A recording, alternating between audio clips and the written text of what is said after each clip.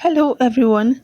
Welcome to Tina's Cakes and Pastries, where passion meets perfection. In today's class, we'll be educating you on how to first a cake using a buttercream method.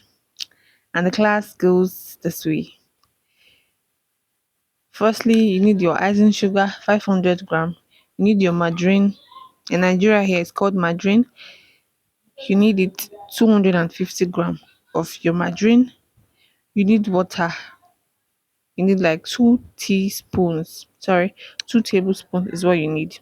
And then any flavor of your choice, you need about 1 teaspoon of any flavor of your choice. It depends on the one you want, the brand you prefer, the brand you love using. For me, I prefer vanilla flavor. You can get that in any cake store close to your place. The buttercream frosting is a mixture of icing sugar, margarine, flavor, vanilla flavor, and water. I mixed this together until it was smooth and it was ready for frosting. Then I brought my already well baked cake out, and then it's time to frost.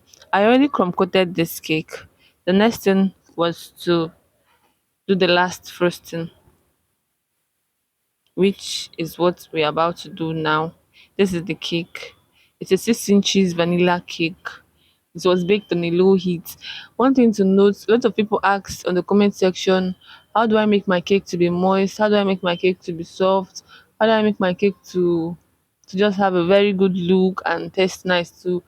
One thing to note is bake on a low heat. Baking on a low heat can actually make your cake to come out very nice, very moist, melt in the mouth, and whatever you want it, however you want it to be, it's going to come out very nice. Just bake on a low heat. If you're using a local oven or a local method, make sure you bake on a low heat.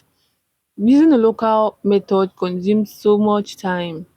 Using a perfect oven, a correct one, an electric one or a gas, whatever, is actually the best. Using a local method consumes a lot of time. So back to business. Frosting a cake. That's what we are doing now. Using the buttercream method. We added the frosting into, let's use buttercream please. We added the buttercream into the piping bag, a clean piping bag, and we used it for this frosting. As you can see, we are piping it out, piping the buttercream. This method is actually perfect for me because it saves buttercream. It makes you not to use too much buttercream frosting on your cake, and I love it. So things you need for frosting a cake. If you want to frost a cake, the tools you need a cake board. That's one. You need a piping bag. That's two. You need sprinkles. This sprinkles is edible. Just to spray to place it on your cake and to make it look nice. You need a bowl. You need a palette knife. You need a smoother for buttercream, and maybe you have a printable design. You can actually use it too. That's according to what the client sent to you. And so many other things. There's so many things that you need according to the sample the client sent to you, according to what you have in mind you want to recreate. So this class is just teaching you about how to make a simple, unique birthday cake that has a buttercream frosting on it. So you keep doing this, you keep piping your frosting, your buttercream on the cake until you're done. This part is very stressful.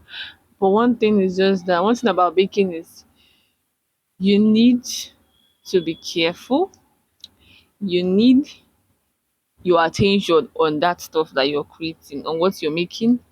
You need to be caring. You need to endure because it is not easy. Like seriously, it looks quite easy, but it's kind of stressful, I must say.